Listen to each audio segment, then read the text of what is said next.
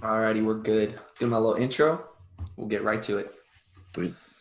What is up, everyone, and welcome to episode 25 of the Trainer Scoop podcast. We're finally in that quarter century club, and I'm very excited to bring my guests today. The data-driven strength team. We have Josh Pelland and Zach Robinson. Guys, thank you so much for joining me today. Really do appreciate that. I think I have you on mute, so I'm going to take you off that for some reason, and then we'll get straight to it. Perfect. Guys, thank you so much for joining up with me for this conversation. Really excited to Thanks for having us on, David. Excited to work through this. Some of the stuff you have outlined for us today.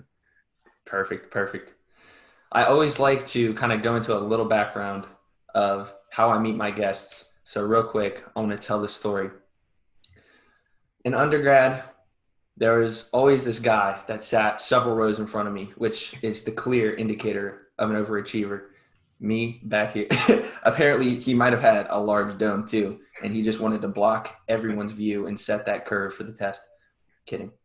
But a friend and I would always refer to Josh as that dude from JO North, a gym on Ohio State's campus. And we always we knew whenever he talked in class, which was pretty rare from my recollection, that you had some good points and you really thought deeply about this stuff. So fast forward, here we are in 2020.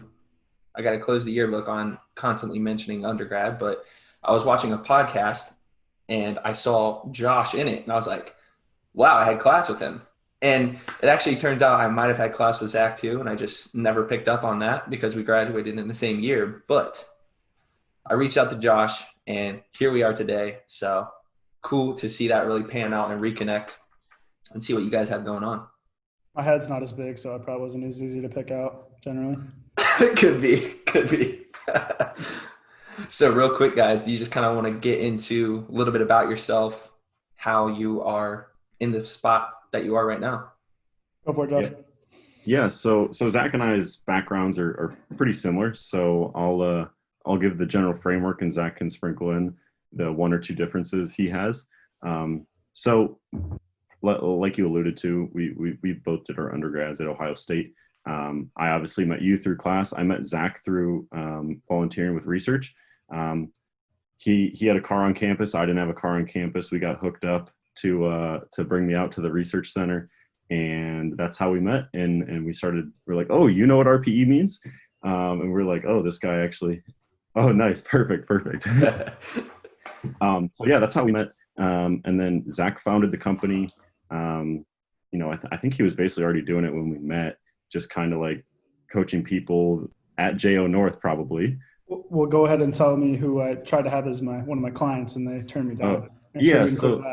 So after I met Zach, he offered to write a training block for me, and I respectfully declined. And I don't regret it. So, but fast forward a few months, he brought me on to the team, started coaching some individuals as well. We kind of just viewed this as something we did on the side for fun. Turned out people, gave us knuckleheads a shot to coach them. And we were lucky enough to trick them into doing that, and they spread the word. So we're really grateful to those people. Those people know who they are if they're listening.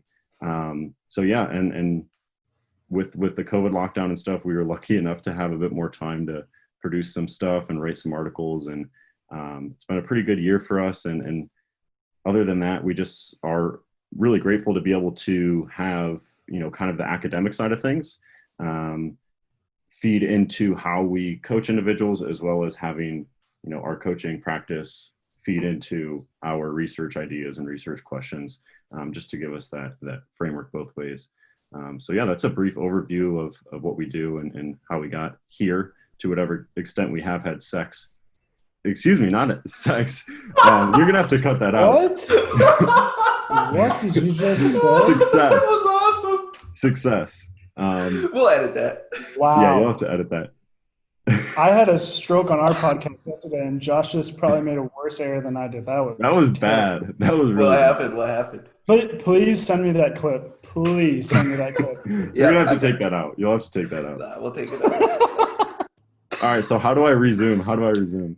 I would say I don't like think you have can recover. success. I don't think you can recover, but go ahead. Sorry. No, we're done. Fuck it. And To whatever extent we have had success, even though it kind of makes me cringe to say that. Yeah, Zach, you can fill in whatever I missed out. Yeah, no, like Josh said, we have very similar backgrounds. The one unique opportunity we have on this podcast is to take a moment to shout out to the old JON crew. I think that was by far the best campus gym at Ohio State, and met a lot of good friends there. So anyone that was part of that crew, we took a super cringy picture when I left to go to Florida, but it was still a really cool kind of group to have at Ohio State, and definitely made part of our undergrad experience pretty special, and was a lot of the impetus to kind of make us want to continue to do this. We had a lot of people that like to talk about training and just like bounce ideas off of, and also like Josh said, those were some of the first clients that we have, and still to this day started and gave us the opportunity to coach them. So it's just a pretty cool opportunity that what JON is, and it's just a cool opportunity to pay homage to one of the best gyms in the country. right. Yeah, I think definitely if I had to put money on it, I would say it's like top 3, at least for like individuals like our goals in the country. I don't know of many others that had that exact setup and equipment and general atmosphere too. Funny story, Josh. I remember talking to you there once, and I mean, we were talking about a certain individual, fuck it, Ryan Dangler, right? And I was like, damn, he is strong. And you were like, man, you just gotta like pay attention to your own trend lines and kind of, what you have going. There's so many extraneous factors that go into that situation that you got to stay in your own lane. I was like, yeah, you're right, get my head back in it. Now that you say that, I actually remember that. But I was Yeah. probably talking to myself as much as I was talking to you, because I mean that guy is a monster. When you put together some incredible genetics with his work ethic, that's what the result is, and it honestly can be pretty demotivating at times. But you're like, again, just gotta control what you can control, I guess. Right. So, talking a little bit more about data-driven strength as the kind of entity that it is. I think for those listening that haven't checked it out, definitely you guys are very effective science communicators on the different Instagram accounts, your website with the various articles, as you mentioned. But how did you there's a lot of skills that go into, creating visually pleasing content that's super informative.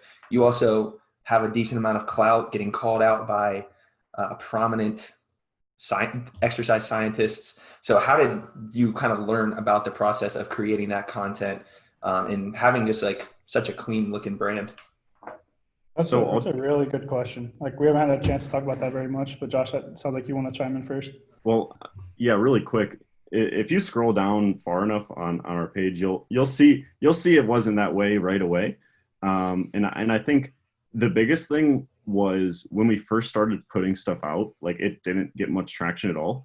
Our buddies from JO North would repost it because they're good people. And it would get like a handful of likes. And again, it's pretty demotivating.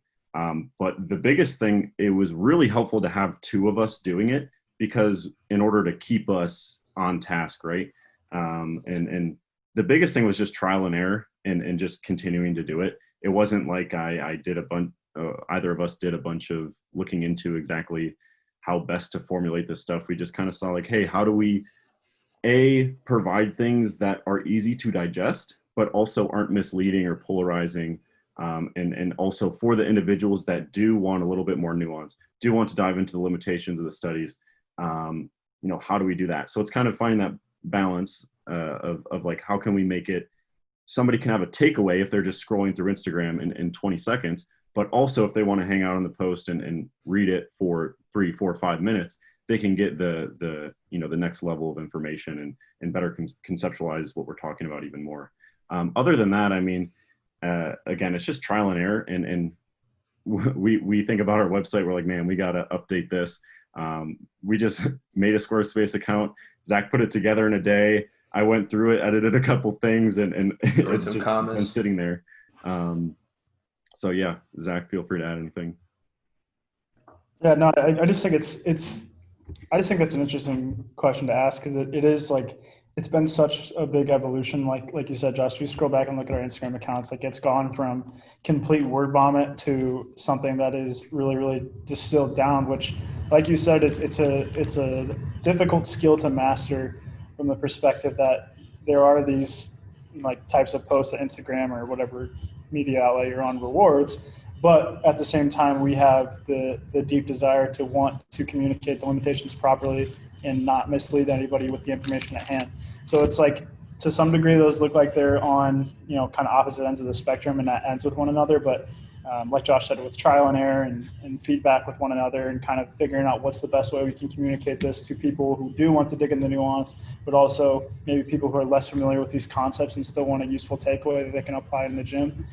It's taken us some time to kind of figure out that marriage, and we're still learning every time we make a post, for sure. But I think it's been useful from our perspective too, just to figure out,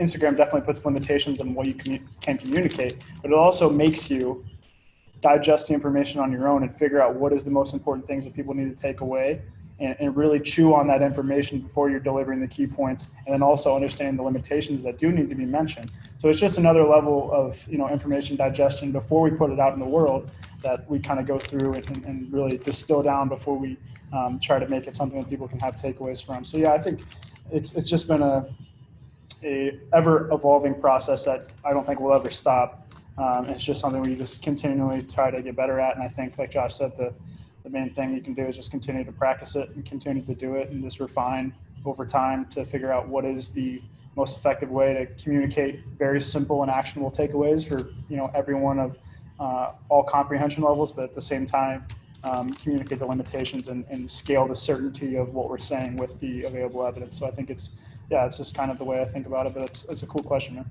One more thing to jump in to add is when we first started putting stuff out there, I think I speak for both of us in that we kind of felt like we had to have a citation after every sentence, and if there wasn't very strong evidence, why even put something out there? But an advantage to I kind of talked about having research to inform practice and practice to inform research, and it going both ways is understanding the research, but also understanding the limitations of it, and what do we even have answers to, and we don't, if anybody has the research paper that tells me exactly how to train, I'd love to see it. It doesn't exist, right? So there are things that can still be evidence led and evidence informed, but not necessarily have a citation after every single sentence you say. And I think that's just a symptom of imposter syndrome. It's like, why would anybody care to listen to what I have to say? Which I think a lot of us experience. And that's not to say the imposter syndrome has gone away, but we've kind of accepted that in order to actually provide value to individuals, it's impossible to have a reference behind every single recommendation you make. So that's just something I wanted to add. Yeah, we're like citing our birth certificate behind our names. Like it was like to that degree, like this is really me, I promise.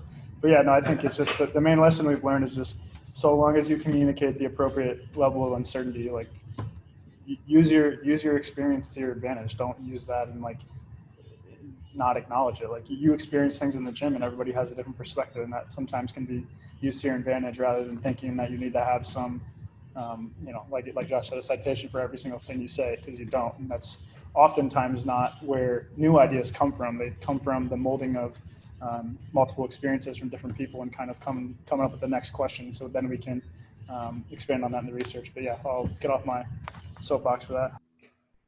No, you're good, man.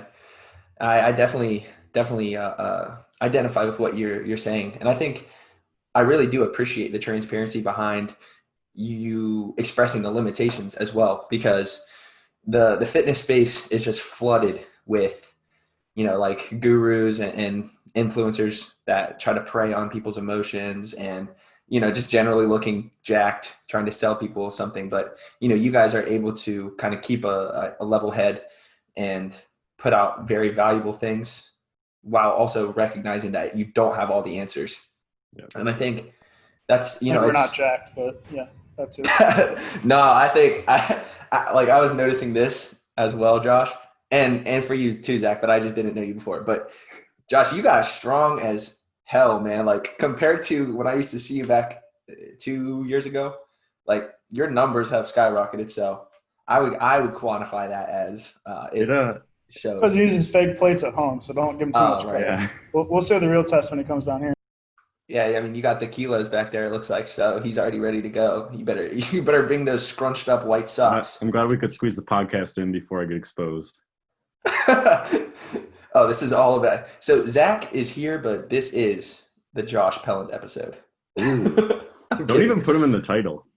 Probably not. It's just going to be the strength guy. It's not. We're going to change it from data-driven strength, which is kind of Too much baggage. encompassing both. Yep. It's just going to be the Josh Pelland show. Yeah, I mean, if you put his big ass head on the thumbnail, I'm sure you'll get a ton. Oh of no! I knew it was coming. And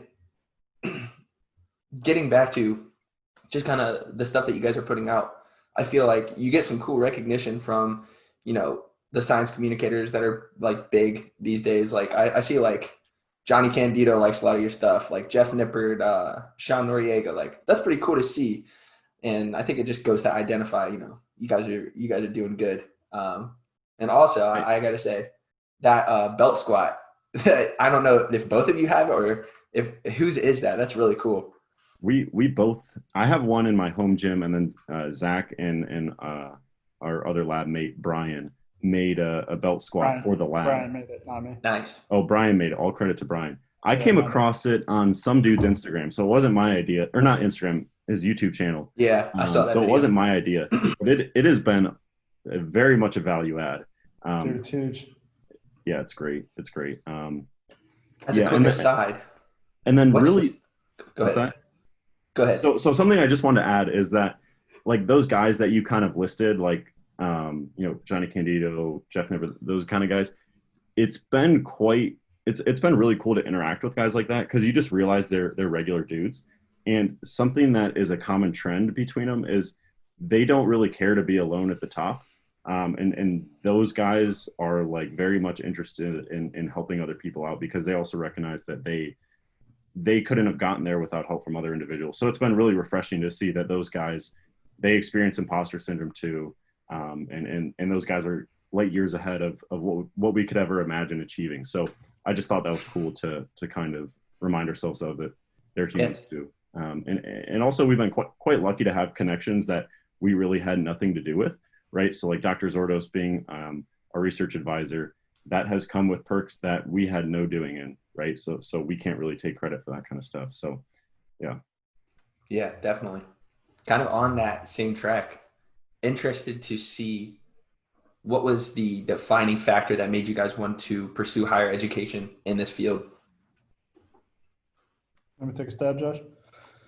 Yeah, I think the first thing that like really stood out to me is like I think I went through the natural progression of most like kind of undergrad exercise science students. Like you get in there, I was undecided in the first. I was like, oh, I'll go to PT school because I was a ex-athlete. Everybody kind of goes through that stage, and then learned a little bit more about it. And I was just like knew it wasn't for me. I went and shadowed some stuff at like a cardiac rehab clinic, like looking like to be a clinical exercise physiologist. Knew that wasn't for me either. Then I was like, let's go do some S&C stuff. So I was a manager for the football team at Ohio State for a little while. And I was like, that's also not for me. So yeah, I went through the natural progression of like all that kind of stuff. And then kind of accidentally, because one of my friends told me she was going to go volunteer at a research lab at Ohio State. And I kind of went with her. And that's when I just kind of fell in love with, I've always been like an inquisitive person and like asking why too many times, so my mom would slap me for asking too many questions. Not abuse there. It's just metaphor. But yeah. All right. So we're going to actually change directions to a therapy session here, Zach. So no, I'm kidding. Everyone knows I need that. So, but yeah, I just always kind of been asking questions and kind of naturally got led into the research path and realized all the good and all the bad that comes with research and just how it is a really good tool to kind of answer questions that we have. And obviously I've kind of just progressively loved lifting weights and kind of got into that and found there was a marriage between those two things.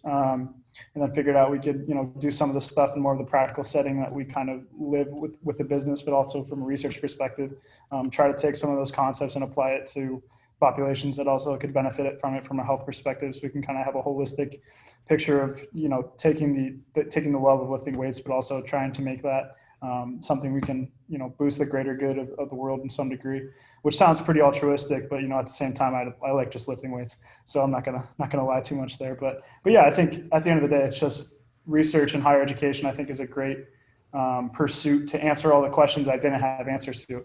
You get through an undergrad education, you come across new information that you don't understand or aren't able to comprehend because you just lack some type of understanding to kind of totally make sense of the new information. So I think it's just a natural progression to higher education, and then just getting into the philosophical understanding of what can we know, how do we come to know things, and all that. So Josh, I'm sure I missed some stuff there, but go ahead. No. I think that was a really good overview of kind of, I think we're both on the same page in terms of that stuff. It's and I definitely don't have this all figured out in terms of what I'm doing, like why I'm doing what I'm pursuing. But I think there is just something about learning things that I really enjoy.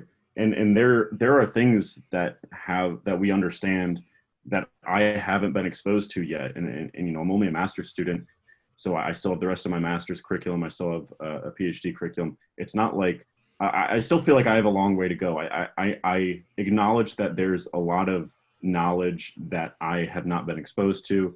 There's a lot that I don't know. And the thought that I could eventually get to a point where I've been exposed to a good amount of that and then push human knowledge beyond that, I think is just really exciting in and of itself. And the thought that I could do that me pursuing that and enjoying that process could ultimately help, like Zach said, diseased populations as well as healthy populations, and improving quality of life is just a really cool marriage, because I know that, and Zach mentioned the physical therapy phase that he went through. I went through the same phase because it feels more altruistic, right? I'm helping these people as opposed to I'm going to study how to best lift weights.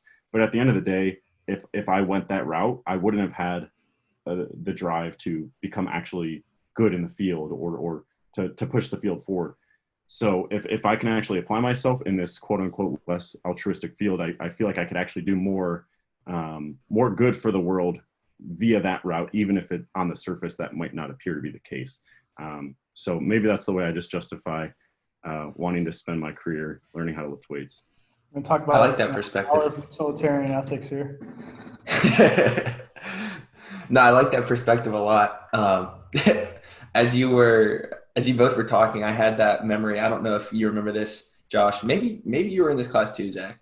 But I just remember when Dr. Kramer came as a guest lecturer, and he just puts up like a slide of an iceberg. He's like, "This is just the tip of the iceberg." He's like, "You all really know nothing." He was like, "There's so much more." I was like, oh, "All right." Okay. Yeah, and something I know Zach and I have talked about this. Our undergraduate exercise science education at Ohio State was excellent. But again, at the end of the day, like there's so much more, and Dr. Kramer is right on the money there. That there's so much to know, and that just really excites me, and I think I speak for Zach as well. That that's a driving force behind a lot of this stuff.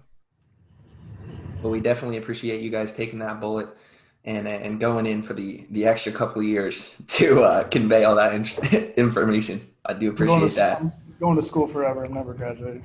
Yeah. Do you guys think you'll do the PhD route, or what are you thinking as of right now? I'm applying to programs right now. Nice. Should know kind of where I'm headed hopefully by February or so. So that's definitely my plan. Don't really know if I want to. I'm pretty sure as of right now I want to like do my own lab and all that good stuff. But yeah, I don't know. Can't tell you where I'm going to be at in 4 years. I just know I'm going to do more school. So yeah, I'm a bit behind Zach, but same pathway I plan to follow. School for the foreseeable future, more or less. Definitely. That's good. Yeah, I'm definitely looking forward to seeing the results of all that, and hopefully, I mean, we do a part 2 down the road a little bit once. A lot of lost hair and wrinkles is going to be my guess. Yeah. Everybody Feel that. soak in Zach's hairline right now. I love that dynamic too. It's going to be gone in about a year. Don't you worry. I love it. So, following those lines, what is some research that you're currently involved in, passionate about, or stuff that you've done in the past that was really interesting to you? Both. Go for it, Zach. So I think, we've kind of had a full spectrum as far as our research experience, which I think has been really useful. At Ohio State, I think we started and probably, in my opinion, one of the best places to start, which was the behavioral realm.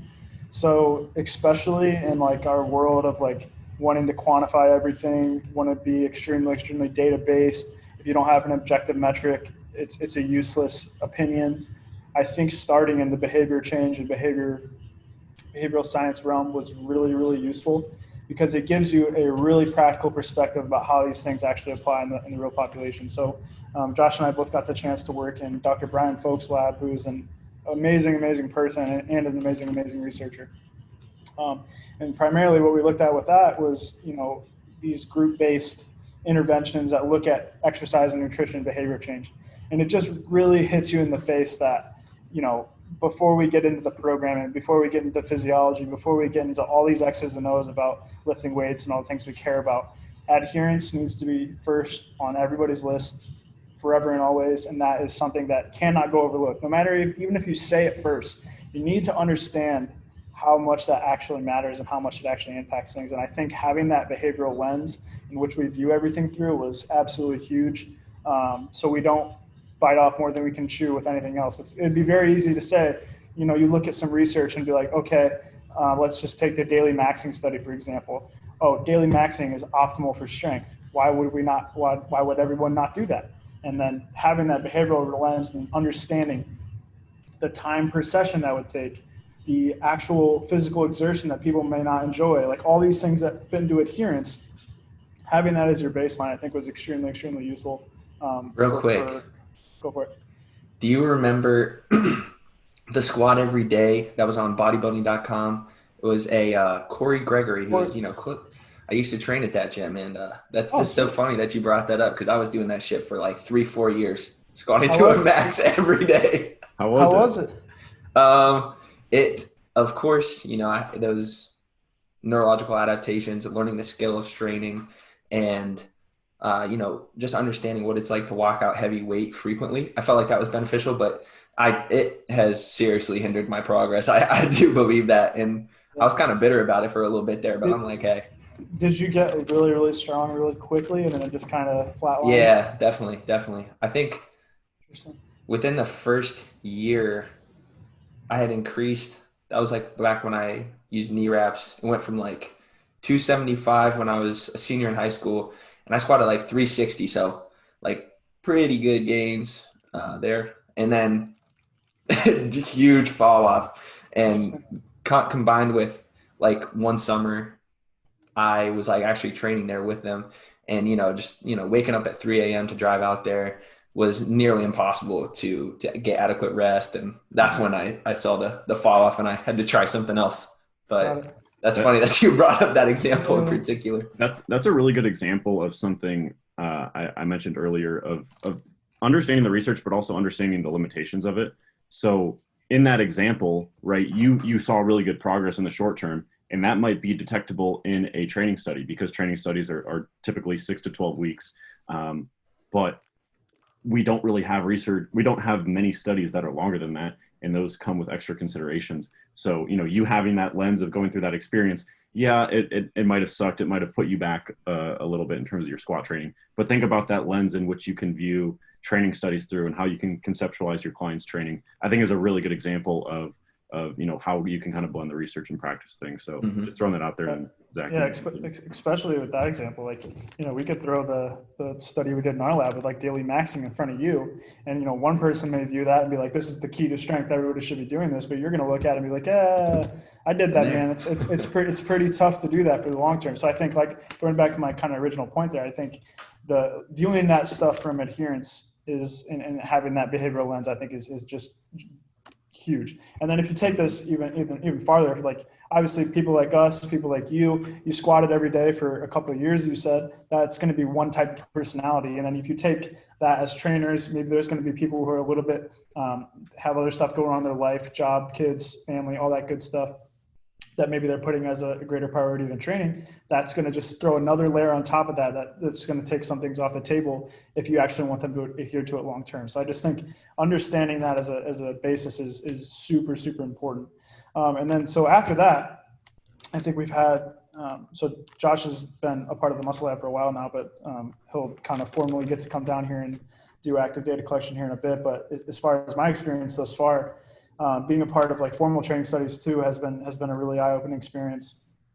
And just to understand, I think one thing I kind of cringe at my past self now is like criticizing, some of the ins and outs of study design, length, subject number, some of the methodological concerns, because once you actually collect the data, are in the lab every day, understanding how difficult it is to take your classes, organize the actual data collection around subject schedules and classes and everything like that. It's just, there's so much that goes into a training study that I think it's very, very easy to be critical of design and all that kind of stuff. And obviously we do that to an extent, but I always think it's important to have some degree of compassion when looking at that stuff, because there's a lot of work that goes into everything. So I think that was part of my experience too. But as far as research topics, I'm going to keep this short so Josh can chime in here. I think both of us are really passionate. We were talking a little bit off air about some of the proximity to failure stuff. I think that's probably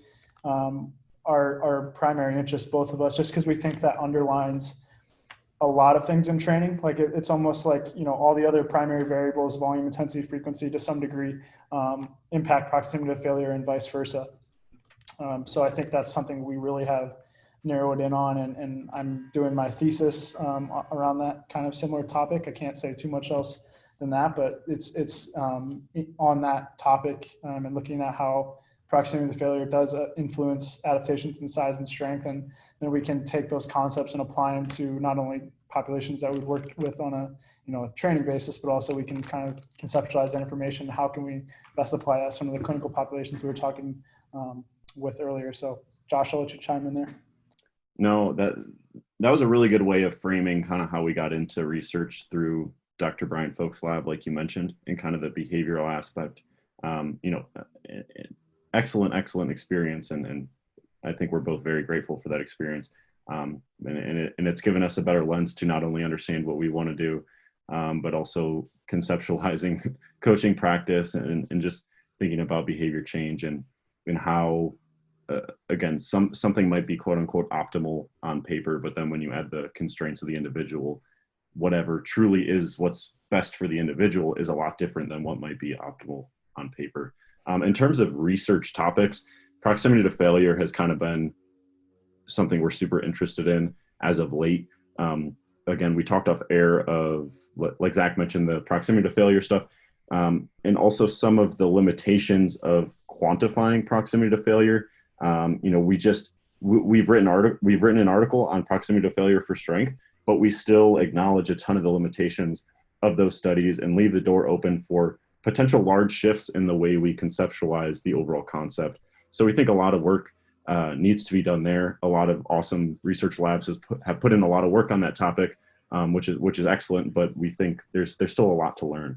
And then another one of the coaches at Data Driven Strength, Jake, he's conducted research on RPE, or reps in reserve accuracy, which is a really good marriage between kind of what we're interested in terms of proximity to failure for both strength and hypertrophy. And then he comes in with this expertise of RPE accuracy and how that can vary between multi-joint, single joint, males, females, whether it's the first set, last set, all that kind of stuff is really helpful. And we hopefully the three of us coaches can kind of put our heads together and better conceptualize this stuff and put together good research designs in the future.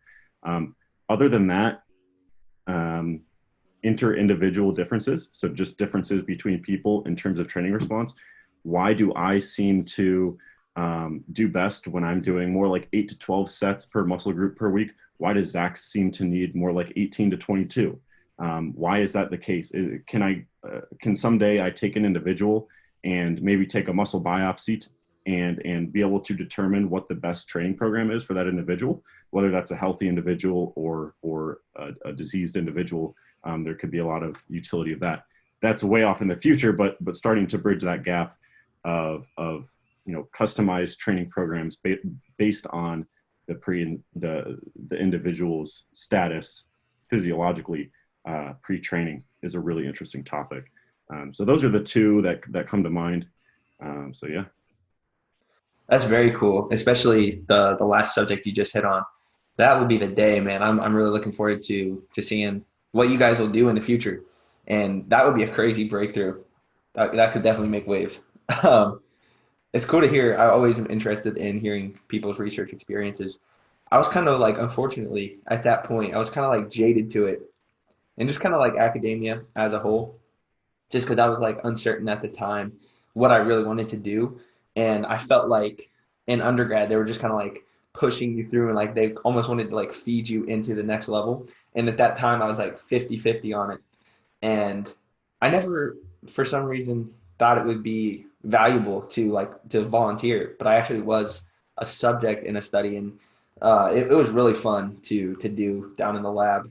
Um, I don't know if you guys remember this one, but it was like the float tank therapy study. Yeah. Yeah, that one was brutal, man. It Didn't you kind have of to do ties. like 10 sets of 10 to failure on squats before? So yeah, essentially they would like get all the baselines right. So like take your Mhm. blood, you do a cognitive battery, you would jump on a force plate, and then you would do the man. He described it as like it's meant to destroy you. I was like, oh cool. 6 sets of 10 at 80%. And it was like the worst work I've ever had. Like we eventually had to drop the load down Mhm. just because after the third set I was done with that load. And it was brutal, man. And then, of course, like getting your blood drawn again, jumping on the force plate, which was basically negligible at that point. But it was really cool to see them, um, go through that process, be a part of it, and just even down to things that I found cool, as simple as tracking your HRV every day. Mhm. Doing your food logs. I felt like it was pretty involved, and I enjoyed the attention to the small details there.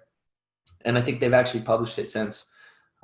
So I haven't really taken the time to read it, which I should, and I want to eventually. But I did some googling on it a couple weeks ago. I was like, oh, cool, that actually So might have gone through.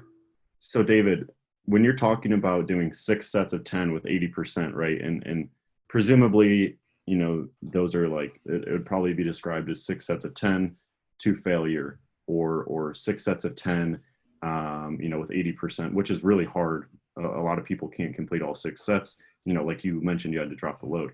That's an example of things that Zach and I are interested in proposing in the research, is like 6 sets to failure. A lot of people claim they do 6 sets to failure, but you experienced that doing 6 sets, either to failure or very close to failure, will destroy you. And that's a did you miss that? Kobe. I didn't make it.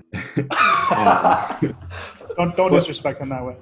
but that's a practical example of we're coming in and we're saying, hey, a lot of people only consider RPE 6 through 10 a practical range to train in, but 6 sets to failure is extremely hard, even if those are true RPE 8s, RPE 9s. And this is why we're interested in exploring potentially even lower, but that's under the assumption that those are accurate RPE ratings, right? You're actually 5 reps in reserve, because people might rack it, be like, yep, RPE 8. But if you had them with two researchers on both sides encouraging them to keep going, they probably had more like 7 reps in the tank, 10 reps in the tank. So that's an example of kind of bridging it to the RPE discussion. Yeah, that's very funny, especially that last little point you bring up where you have like the researchers. I hear that a lot in study design where they're like yelling at you to continue, Yeah. and that could be a way to properly gauge RPE more accurately. But it was so funny, like of course, like me coming from that like old school gym environment, or like I trained at one in Indianapolis called Iron Valley Barbell, which is similar crowd, and then having like Lydia and another, I can't remember her name, another girl in the lab. They were like, "Come on, two more!" You got. I was like, Yeah. "Fuck." But Well, some go people ahead. will ask us when we review studies, and we put them on Instagram or elsewhere, like, how did these people grow their quads 12%? How did they increase muscle thickness by 12%? When you actually get in a lab setting and you have that encouragement, that can be a big difference because they might not have actually been training hard before. Mhm. So that's just an example of, again, the limitations of research, and maybe some labs have two people that are really encouraging, two people, and then another lab has two people that are encouraging, but it's less motivating, that kind of thing. All these things Okay. factor in. You know what I mean? Yeah, interesting. Never thought of that. Quick application question for you guys then. So, kind of like as mentioned before, obviously that protocol was designed to completely destroy your body and elicit certain metabolites so then they could measure the effect of the floating therapy. But in a practical standpoint, where of course I probably wouldn't be doing that volume, how do you practically manage that kind of fatigue where you're truly taking those kind of loads? And I mean, not necessarily the volume, but when you're doing that for your clients, what are some of the considerations that you guys make to manage those things so their whole training week or mesocycle isn't disrupted? Let me take a crack, I'm assuming. Yeah, I think it's a really good question. I think I interpreted that, and tell me if I'm wrong. Essentially, when you do account for the RIR inaccuracy that may happen, and we encourage the client to maybe train closer to failure, how do we account for the additional fatigue that comes with that? Is that kind of what you're asking, David? Yeah. Okay, cool. Yeah, so it's a really good question. So I think first and foremost, I think it's really important to be transparent on what the client and the coach are communicating on what kind of they're defining as a set. Like Josh said, a lot of times we'll have clients that will come in and don't consider anything below what they call RP6, even a productive set. So it's important from the baseline perspective, like how much overall work you're prescribing, understanding what the client means of like what exactly they're counting a set. 'Cause if they come in and say, I've been doing 20 sets, but what I call a set and what they call a set is completely different. That could result in something pretty drastically inappropriate on paper, depending on exactly the definitions that they're using. But I would say in most cases, people are going to probably underestimate how many repetitions in reserve they have, especially when you're performing higher repetition work. So like the traditional volume or hypertrophy work, that's generally going to be underreported how close to failure you're training. So in general, if we're encouraging them as like a primary objective of a hypertrophy phase is I want you to get this set to a legit 7 or 8 RPE. Let's say we're using that belt squat we were talking about earlier, and we want to really get that set to a 7 or 8 RP. Now, there's multiple reasons why you might want to do that, but nonetheless, once you get to that set that actually is much closer to failure, you're probably going to have to do less overall sets in a given week for a muscle group because of the fatigue of that set's going to be a little bit higher. So to me, that's often why people are like, man, 10 sets isn't enough for me per week. And that's kind of the baseline guideline. Like, 10 sets is definitely not enough for me. I need to train 30 sets per session or something like that. And it's like the reality is probably not taking each of those sets sufficiently close to failure to count what I would probably call as like the RPs that you're actually rating it. So I think that's an important thing when you're thinking about the workload that you're going to prescribe somebody. How close are they actually taking it? And once we get it a little bit closer to what we think is appropriate, you're probably going to be able to scale that back a little bit and take away some of that fluff work that maybe isn't as intent, and you might have as much focus. Like if you're prescribing 6 sets of 10 on squat, like you said, man, it's going to be tough to stay mentally engaged even on that 4th set. Like after you're taking those sets of 10 to probably a legit 9 RPE, if you're using 80% of 1RM, maybe even all the way to failure, it's going to be very, very difficult to stay mentally engaged with those last couple of sets. So in that case, maybe it's a good idea to scale that workload back, in which the work that we're doing is really focused and it has a high quality, and then we can always scale it up from there. But it's important to start with a standard of what we're calling a set, so that we can always kind of move the needle up if necessary. But definitely quality over quantity there. But hopefully that kind of helped. But Josh can fill in anything I missed. Yeah, just a practical way you can apply what Zach was talking about.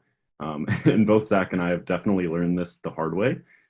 Is that when we start with a new client and we're designing that first training cycle, they'll have just filled out an intake form in which we ask them, hey, what were your training volumes like before?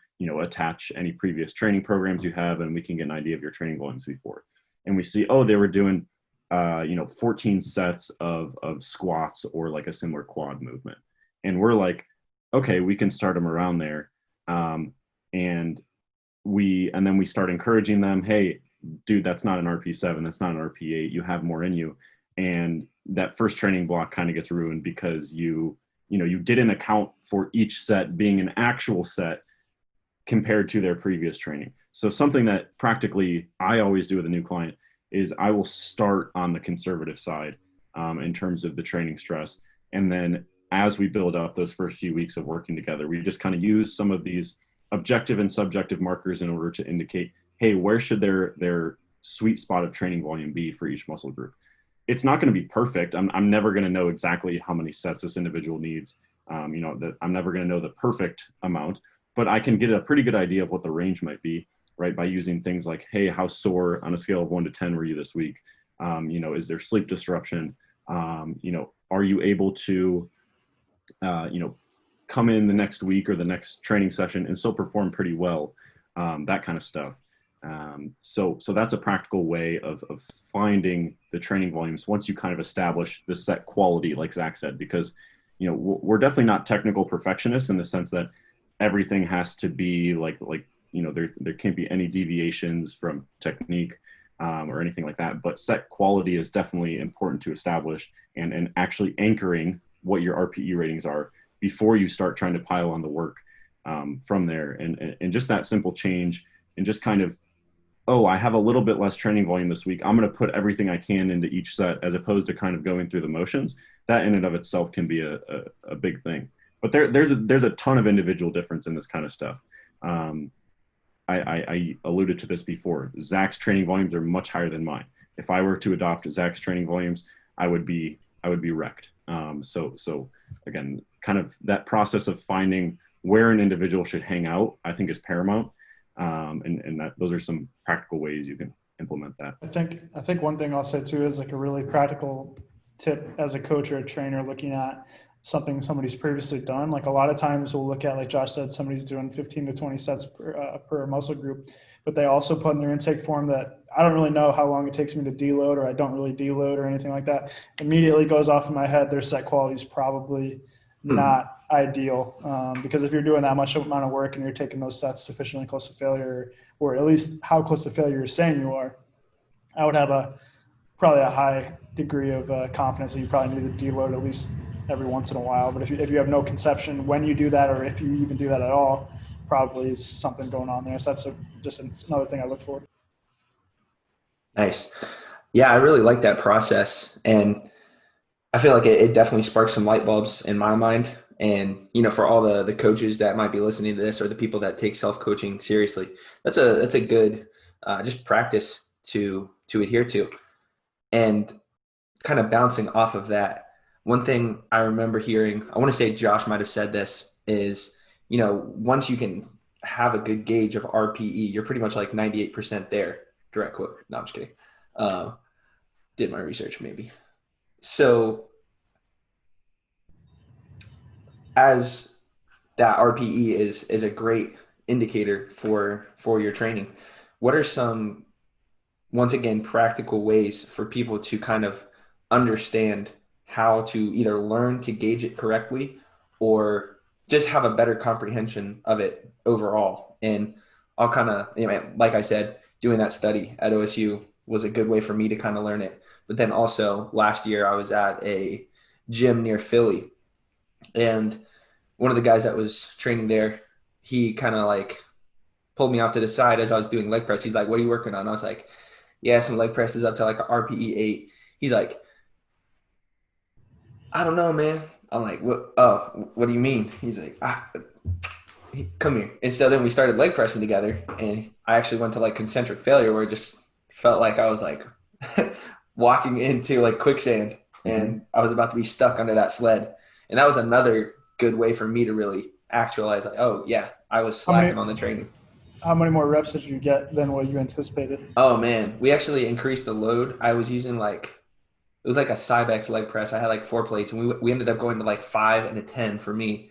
And I was shooting for 10, and I thought I would be hitting sets of 10 with 4 plates, and I ended up getting to 8 after like 2 sets of that load. So it was like crazy how off I was, Mhm. insane how off I was. And that's literally what I was going to say is like, I think a lot of time, especially in like the quote unquote evidence-based community, it's super easy to poo-poo on like bro phases or like that kind of experience where like, no, dude, I have my program. I have to follow my program. Like when that dude is just like, he's probably just kind of training by feel. And I think those phases are often overlooked and like how beneficial those really are. Because like I know I had a phase like in high school, like when I first started lifting weights, my program was absolutely terrible. I did every single exercise I could imagine for a body part, took 3 sets to failure on every single one, and I was probably doing like 30 sets per muscle group for a session, and I was totally fried. But I do think that is like a really good anchor in the back of my mind to understand like what really pushing yourself is. So I think while that may not be the quote unquote optimal way to train in the short term, I don't think that matters because I would be much more concerned about how that sets you up for the long term. But two, I think it really teaches you a valuable lesson of anchoring those RPEs with, actually having a period where you do train to failure or you do train very, very close to failure with a partner and you guys are just pushing each other and understanding. And there's better and worse ways to set that up. Like I said, you don't want to do what I did and do every single exercise. If you're having a couple of key movements, maybe doing a set or two, but really pushing those sets hard, I think that really, really is a good approach to set you up practically to be like, okay, this is what RP 10 is. And then you can work yourself back and say like, this is an RP 8 within probably, somewhere between 1 to 3 reps in reserve of either side. And then Josh talks about this all the time is like that, if that's what you're doing, RP is doing its job. You kind of have 3 range: training to failure, training relatively close to failure, and then training far from failure. That's really what RP is about. It doesn't have to be precise on the numbers. There's some advantages to being a little bit more accurate with it, but in the grand broad strokes of things, that's kind of RP doing its job. So I think if you have a period where you do kind of bro out or whatever you want to call it, and do take some of those sets pretty close to failure when you're early in your career, I think that's going to be pretty good for muscle growth, which is going to be good for long-term strength and size anyway. And then it's also going to set you up for long-term RP, RAR accuracy, which is going to be a very valuable skill regardless. Yeah, our other coach, Jake, who I mentioned before as well, he uses the term RIR audits. So and I've used these quite frequently on myself because what I'll notice is if my per session volume for a muscle group gets to the point where it's a little bit too high and the training starts to feel a little bit stale, what I'll do is I'll take a few steps and try to ensure that set quality is there and RIR accuracy is there. So I actually recently did this as I transitioned from my last training cycle to this training cycle. Last training cycle, I got up to, I believe, I was doing like 13 sets of back training per week, broken into, I think, just 2 sessions. So I was doing like 6 or 7 sets of back per session. And I noted in my training log a few times, like this stuff is just starting to feel stale. I just, just kind of this intuition that the set quality was not there. So what I did is I dropped training volume, and now I'm doing like 3 or 4 sets per session. I'm ensuring I'm doing a warm-up set in order to make sure the load selection is on point and just ensure that, largely the focus is there. And I'm also performing RIR audits. So like you guys mentioned, that guy taking you to the side and saying, hey, let's actually challenge you on the leg press. That's an RIR audit, right? To kind of anchor yourself. We know that training to failure probably isn't the best way to go, or at least we would make that argument, but having that experience is important to anchor yourself for what a true RP8 is. And then another thing we'd say is, or another thing that I would point out in practice is that even if you do have RPE anchored, even when you log an RP8, it still might not be a true RP8, but I think that's okay, right? And I think that's another thing to take into account is that, like, just generally speaking, RPEs, like you don't have to train super close to failure to see good strength and muscle growth progress. But again, being somewhat accurate is important. I just don't even think that training at true RP8s for all your training is actually realistic. So just a practical insight of yes, we want to anchor these, but it's also, it doesn't have to be perfect. Like Zach said, we're really trying to determine, are we somewhat close to failure? Are we far from failure? Or are we training to failure? So hopefully that makes sense. If anything was unclear, I can clear it up. I know I kind of talked in circles there. I just think as a general note, like, I think that's why, like, you get pretty contrasting anecdotes of like people who do train to failure, like generally have a low volume kind of background, and the people that train a little bit farther from failure generally train with more volume. And I think both of those approaches are probably fine. I think you could make an argument what we think is better, but like at the end of the day, I think that's kind of why those anecdotes have kind of emerged, because they kind of fit nicely with one another. Like Josh said, if you're taking a set to a true RP8, I have a hard time believing you're going to be able to do 5 or 6 sets with that. It's just very, very difficult to do in practice. So Definitely. So to springboard off of that, I feel like one thing that you guys are into that's really cool and kind of new for me is the ability to glean just that maybe, 0.5%, 1% further insight into your training by using velocity-based devices, I guess you could say. LPT, got the acronym. Nailed it. So do you want to talk about how you got into that, how you sort of implement it into your training, your clients' training, so on and so forth? Zach, do you want to riff on that, or you want me to give it a go? So yeah, so you alluded to kind of what I said in probably a previous podcast or something before, in that RPE gets you about 98% of the way there, which I still stand by. I think for most people, just having a good feel for RPE and the cool thing about RPE is that it gets better as you continue your training career. It's a skill, right? Gauging RPE is a skill. Also, it can transfer from exercise to exercise. If you have a new training block, you have a new exercise in, you don't really need to relearn RPE. Whereas with velocity, you kind of have to collect the data in order to actually monitor progress and use it to inform your decisions. And another thing I'd point out is some of the strongest powerlifters in the world do not use velocity-based training, and they do not use LPTs in their training. So they have become the best even in the absence of these things. So that should go to show that these are not necessary. However, for objective-minded and kind of data heads like us, it is interesting, and it might provide a slight benefit at times. However, we do not necessarily, for our own training or when we're using it for other clients' training, we don't necessarily use it to prescribe training. We use it in conjunction with RPE in order to monitor progress and to look back and say, okay, 4 months ago, I moved 405 at this velocity. 2 months ago, I moved it at this velocity, and now I'm moving it at this velocity. Are things trending in the right direction? Because again, it's descriptively instead of prescriptively. And then from a practical sense, there are 2 primary ways in which we like to employ it. The first one is with top sets. So the easiest way to describe this would be, let's say you're working up to a top single. Something that we like to do is have defined load jumps. So let's say during a training block, you're working up to a single at RP8 on squat. Let's say that's around 405 for an individual. We would say, okay, every single week, I want your only load jump options to be 345, 365, 385, 405, 425, 445. So you can only make 20-pound load jumps. And what you can do is every time you touch 385, you're logging the velocity. And what we often do is we say, okay, you can only make that next load jump if your velocity is above a predetermined velocity. So what that does is it kind of allows you to get out of your own head in the sense of, oh, I just took 385. Yeah, I got 5 more pounds in me for my single at 8. Dude, what's the point of that? Just move on to the volume work. Move on to the rest of the session. The point of this top set is practice. Whereas on other days, 385, you smoke it. Okay, it makes sense to move up to 405.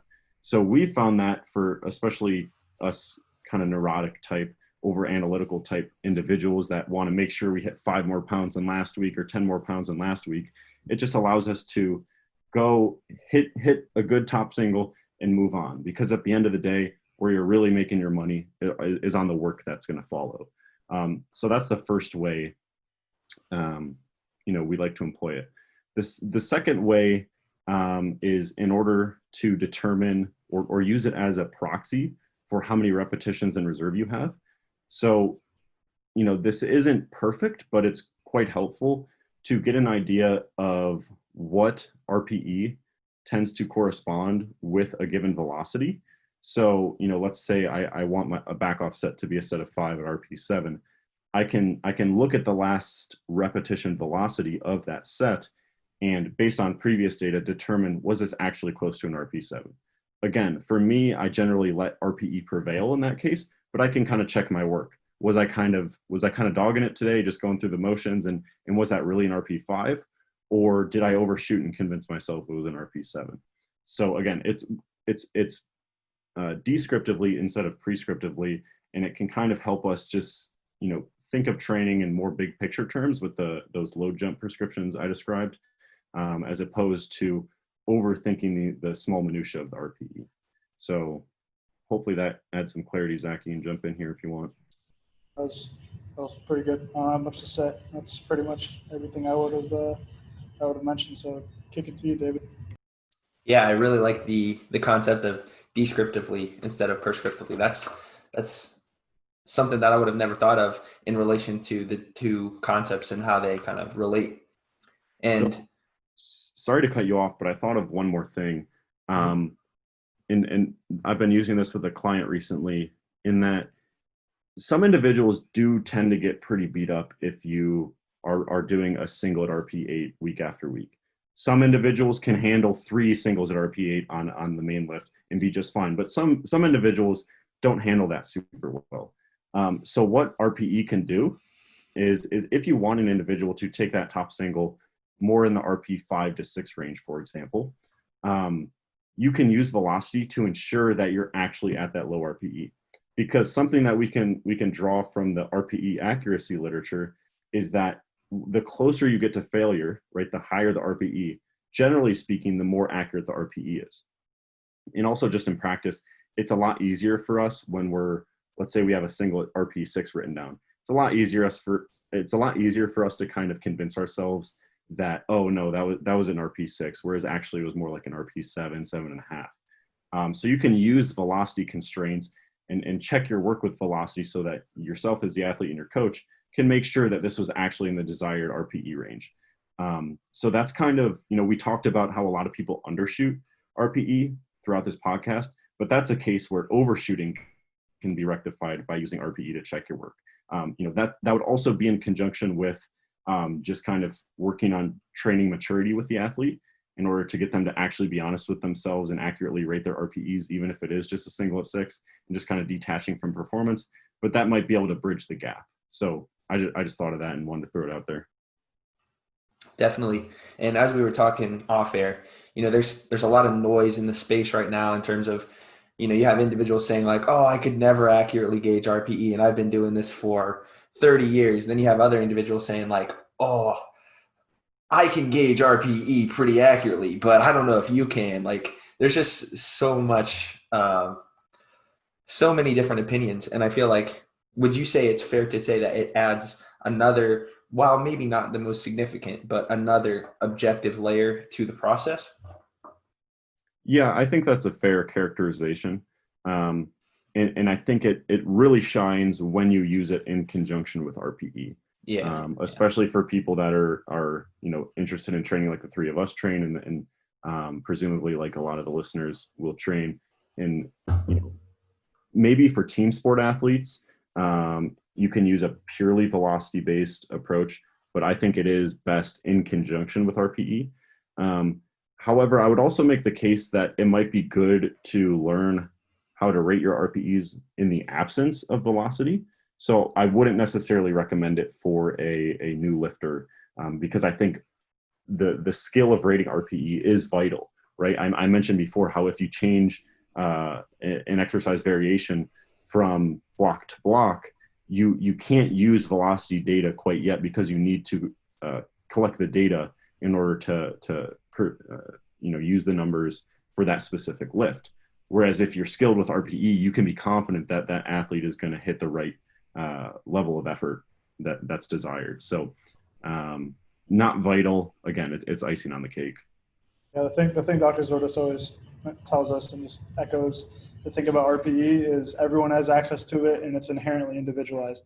So like it literally is always accessible and can be used and like Josh said, I think building some type of competency with it is important because if your velocity unit breaks, you go somewhere you don't have access to it, like it's always going to be there, RPE. And obviously velocity units are expensive regardless. So there's going to be a vast majority of people that don't have access to them.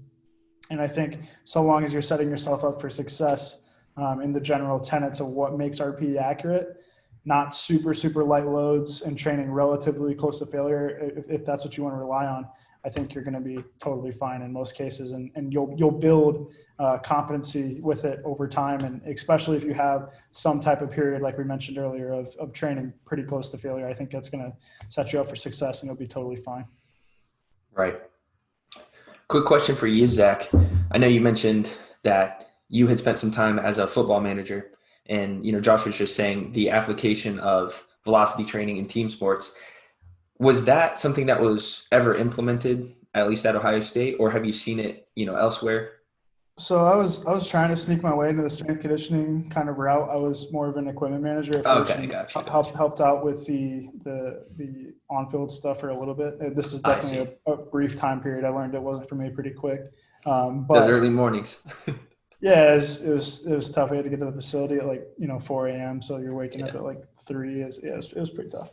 But yeah, I think, like Josh said, I think there is a lot of utility for it in team sports.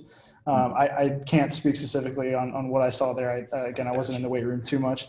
But I think, like Josh said, I think there's pretty convincing evidence for, as far as translating this stuff to on-field for performance, where sprinting, jumping, that kind of stuff matters way more than maybe just caring about lifting weights. I think it is a very useful thing to have because it's not inherently making the training better in most cases. But what it does is it allows you to have some gauge of effort when you're training super far from failure and at high velocities, which is generally going to be more transferable to sports performance. So if you want to run fast, you want to jump high and be very, very explosive, those kind of loads and those kind of speeds are going to be more impactful in that department rather than just grinding through 1RM loads. So that's generally why velocity is useful, because we can still be relatively accurate with how far we are from failure or what load we're at, because we have an objective number to tell us where we're at when we're using, I don't know, like 50% of 1RM. So I think that's why it's useful in team sports. And then also when you have players that have to memorize a game plan, playbook, whatever the sport is, and they're not classes, especially in collegiate athletics, when they're not absorbed into the science of lifting weights like we may are, they don't want to mess with RPE. Like I don't know what, how many reps I got in the tank, dude. I'm barely awake at the 6 a.m. workout. Just tell me what to do, kind of thing. So that you're going to get that a lot too in collegiate athletics. So I think having something where, especially with modern velocity units, they're just doing reps until they hear a beep or something. It's pretty practical in that regard, where they don't have to think about too much, and the coach can be pretty confident that they're applying the stress that they're looking for. So that'd be kind of my 2 cents there, but I don't know if Josh has anything else to say. I've had some brief experience employing some velocity tactics with athletes. Some were team sport athletes, a lot of them track and field, so not necessarily just team sport athletes. And what I found it most useful for, to take a quick step back, it's important to remember that training specificity includes contraction velocity. So for a 1RM, for a power lifter, your glutes, your lumbar erectors, your quadriceps are contracting very slow, right? So that's a slow contraction velocity. But a track and field athlete is their contraction velocities are very fast.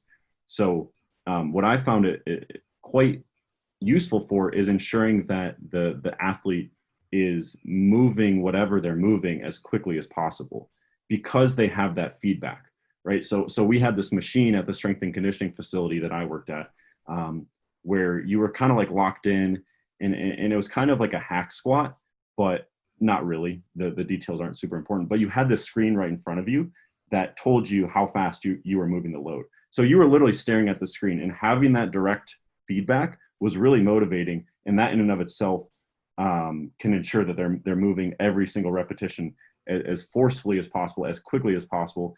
and that will lead to likely better outcomes in what's called rate of force development, which is vital for power. And you know, that in and of itself can probably translate onto the field or court or whatever it may be. So that's what I found it most useful for is that direct instant feedback. Yeah, maybe someday we'll have football players with heads-up displays in the helmet to tell them, because I know like even at Ohio State when we were there, we had like maybe it was a guest lecture or something similar where they talked about the implementation of devices like that on the field for athletes. So yeah, that's interesting stuff. Well, I definitely want to be mindful of your time, and I feel like you guys have dropped some really practical tips and then some other things for me to chew on. So with all that being said, kind of like what's next for you guys, and where can people find you if they're looking to keep up with all that you got going on? So what's next for us? Zach, what is next for us? Bro, I told you we're not getting out of school forever. I don't know what's tomorrow. Yeah. I'm going home to eat after this. That's what I'm doing.